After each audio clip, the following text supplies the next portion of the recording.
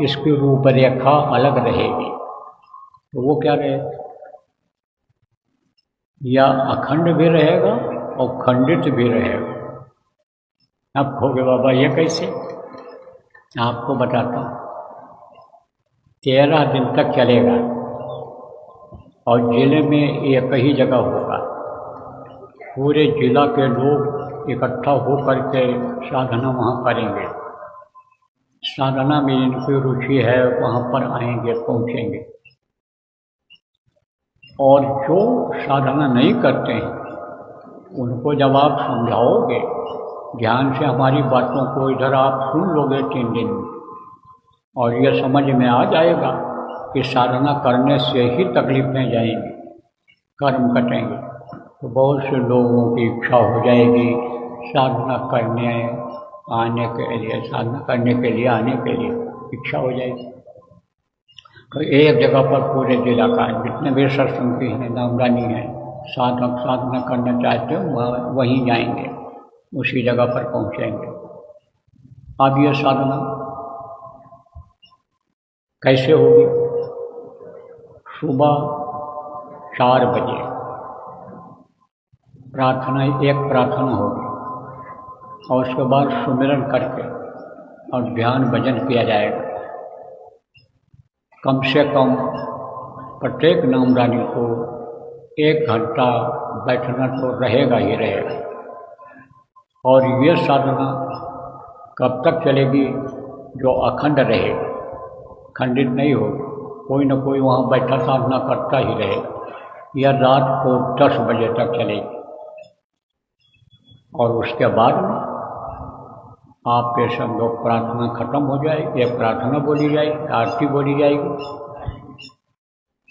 और फिर यह रुक जाएगी। फिर भोजन और विश्राम होगा वहीं पर, रात्रि को वहीं भोजन विश्राम। बहुत नज़दीक घर है, अगर मान लो किसी का जा भी सकता है जो सुबह आ सके। और 4 बजेगा जब सुबह, तब फिर साधना शुरू हो जाएगी। 4 बजे से पहले ही घंटे बजवा देना, उठा देना लोगों को, जैसे अपना दैनिक क्रिया कर लें, फ्रेश हो जाएं, जिसको टट्टी मैदान झाड़े कहते हो वो सब कर लें अपना। और उसके बाद तब आप लोग बैठे। तो जितनी बार भी दिन में बैठेंगे सब में सुमिरन करेंगे और ध्यान करेंगे, भजन करेंगे, तीनों क्रिया करेंगे। जितनी बार बैठेंगे सब करना रहेगा। और सुबह जब शुरू होगा तब भी एक प्रार्थना होगी सामूहिक रूप से, और उसके बाद सुमिरन ध्यान भजन से शुरू होगा। और यह दिन भर चलेगा, दिन भर चलेगा ये। अब कोई मान लो साधक, अच्छे अच्छे साधक बहुत देर तक बैठे, 56 घंटा बैठे एक आसन से, 24 घंटा बैठे, 42 घंटा बैठे, कोई 30-32 घंटा बैठा, उठा ही नहीं, पेशाब करने भी नहीं उठा, पानी भी नहीं पिया। तो कोई साधक है, साधना करना चाहता है तो सुबह 4 बजे से लेकर 10 बजे तक भी बैठ सकता है। और नहीं तो अगर बैठ करके जाना है, अपना काम भी करना है, जरूरी है वो काम, तो काम करके फिर आ जाए। और फिर जब आएगा तो फिर सुमिरन करेगा, फिर ध्यान करेगा, फिर भजन करेगा। समझ लो, जो जिम्मेदार लोग वो रिकॉर्ड कर लो, इनको बताने के लिए, समझाने के लिए लिख लो, जिनके पास रिकॉर्डिंग न हो इस बात को, फिर बैठेंगे। अभी फिर मैं दोहराऊंगा, कल दोहराऊंगा फिर इस बात को, लेकिन आज ही जो लोग आए हो समझ लो, इसकी तैयारी करना शुरू कर दो, इसीलिए बता दे रहा हूँ आपको। तो अब आप ये समझो प्रेमियों, बच्चों और बच्चियों, कि सुबह शुरू होगा 4 बजे से और ध्यान होगा, यानी प्रार्थना होगी सामूहिक, सब लोग एक साथ बोलेंगे, फिर सुमिरन होगा और उसके बाद में ध्यान होगा, फिर भजन होगा। और जाना है तो उठकर चले जाओ, लेकिन कम से कम 1 घंटा जरूर बैठो। और जब लौट करके आओ तब फिर सुमिरन ध्यान भजन करो।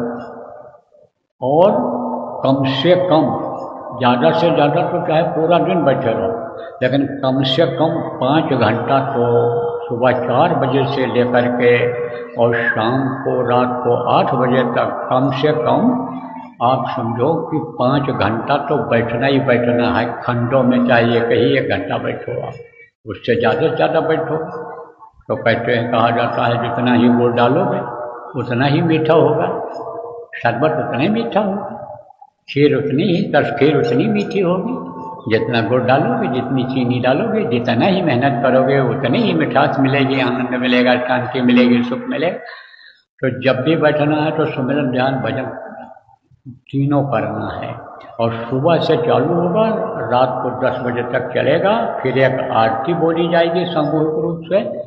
थोड़ा बहुत प्रसाद रख लेना, जहाँ जो भी आप चाहो रख लो, इकट्ठा खरीद कर ले आओ। बतासा है, चिरौंजी है, इलायची दाना जिसको कहते हो, या कुछ बना लो इस तरह का रख लो, या रोज़ बना लो, वो तो आपकी इच्छा के ऊपर है। कुछ प्रसाद रूप में वहाँ सबको बांट दिया करना, साधकों को गुरु महाराज का प्रसाद भोग लगा करके बांट दिया करना।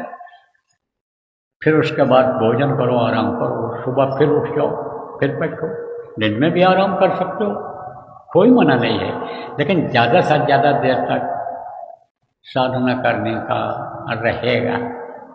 सब करेंगे इसमें, चाहे स्त्री हो चाहे पुरुष हो। और ये जो व्यवस्था बना रहे हो आप, इस व्यवस्था के अंतर्गत व्यवस्था कर ले जाओ इनकी, बच्चियों की, माताओं की वहाँ रहने की, टट्टी पेशाब करने की, खाने पीने की व्यवस्था कर ले जाओ, सुरक्षा की व्यवस्था आप कर ले जाओ, तो ये भी वहाँ कर सकते हो, कोई दिक्कत नहीं। लेकिन व्यवस्था आपको सब बनानी पड़ी, क्योंकि समय खराब, कहीं कोई बात हो जाए, इस चीज़ का सबको ध्यान रखना है।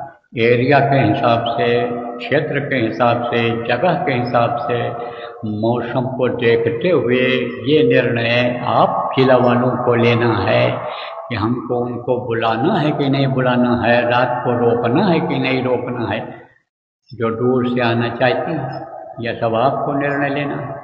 रही बात गांव, तो गांव की महिलाएं तो जहाँ सत्संग जहाँ रहेगा, जहाँ पर लगेगा साधना शिविर, गांव की महिलाएं तो उसमें दिन में आ ही सकती हैं।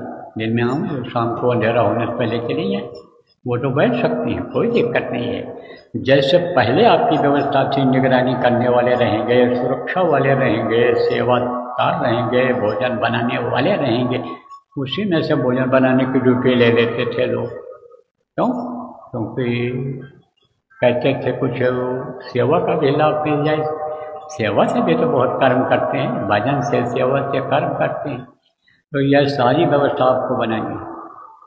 और जहाँ जहाँ आश्रम हैं, जिन जिन जिलों में, कोशिश करो कि वहीं पर लग जाए।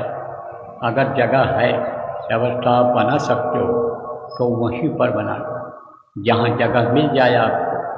और जहाँ पर डिस्ट्रिक्ट हेडक्वार्टर जिसको कहते हो, जिला मुख्यालय जिसको कहते हो, वहाँ जगह मिल जाए, वहाँ व्यवस्था हो जाए तो वहाँ लगा लो।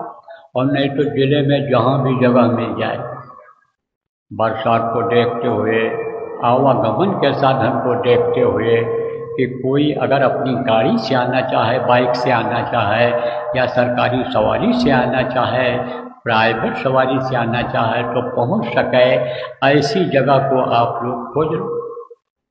और खोज करके और वहाँ पर शुरू करो। यह भी देख लो कि कहीं राक्षसों से न मुकाबला पड़ जाए, इसको भी देख लेना चाहिए। राक्षसों से मुकाबला हो जाएगा तो उनको समझाओगे, बताओगे, उनके सवाल का जवाब दोगे, या आप भजन करो, उसी में उलझे रहो। तो इन सारी चीज़ों को देखना है आप। इसीलिए तो कमेटी बनाई जा रही है, इसीलिए तो काम बांटा जा रहा है।